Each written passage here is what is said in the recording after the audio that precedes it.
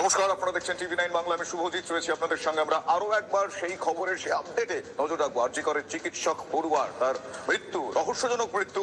তার ময়না তদন্তে যে প্রাথমিক রিপোর্ট পাওয়া গিয়েছে তাতে খুনের ইঙ্গিত, শুধু খুন নয়, সেক্ষেত্রে ইঙ্গিত রয়েছে শ্বাসরোধ করে খুন করা হয়।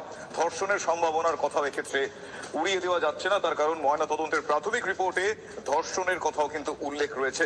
পাশাপাশি যৌনাঙ্গে ক্ষত চিহ্ন পাওয়া গিয়েছে, চোখ দিয়ে রক্তপাতের উল্লেখ রয়েছে রিপোর্টে। ফলে পুলিশের ভূমিকা প্রশ্নের মুখে পড়েছে।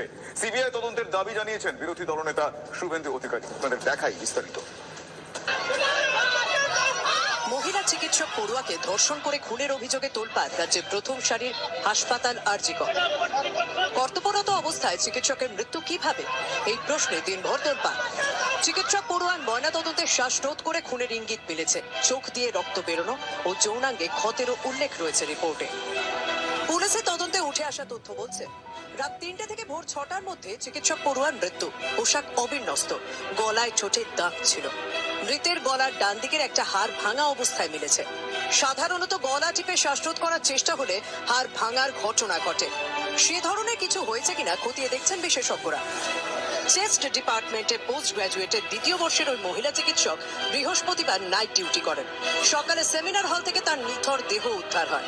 অভিযোগ, পরনে পোশাক ছিল না, দেহে একাধিক দাগ। ওই সেমিনার হল থেকে নমুনা সংগ্রহ করে ফরেনসিক টিম, আনা হয় স্নিফার ডগ। অন ডিউটি চিকিৎসক পড়ুয়াকে খুনের অভিযোগ আনেন বিধানসভার মুখ্য সচেতক এবং তৃণমূল বিধায়ক নির্মল ঘোষ। ব্রুটালি মার্ডার হয়েছে, ব্রুটালি অন ডিউটি। তার সত্য উদ্ঘাটন করতে হবে এবং ক্রিমিনাল যে এই খুনের জন্য দায়ী তাকে ক্যাপিটাল পানিশমেন্ট দিতে হবে। তদন্ত যাতে পূর্ণ পর্যায়ে হয়, কোথাও কোনো ল্যাপসেস না থাকে। মেয়েকে খুন করা হয়েছে প্রথম থেকেই দাবি করেছে পরিবার। আমার মেয়েটাকে ফোন করে ফেলেছে এরা, আমার মেয়েটাকে মেরে ফেলেছে। আমার একটা মাত্র মেয়ে, অনেক কষ্ট করে ডাক্তার করেছিলাম, লোকের সেবা করতে এসে নিজেই খুন হয়ে গেছে।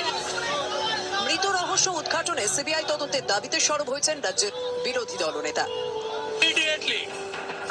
নেই সেমিনার রুমে, তা জেনে কি ওই মহিলা চিকিৎসককে ওই রুমে নিয়ে যাওয়া হয়েছিল? উঠে আসছে একাধিক প্রশ্ন।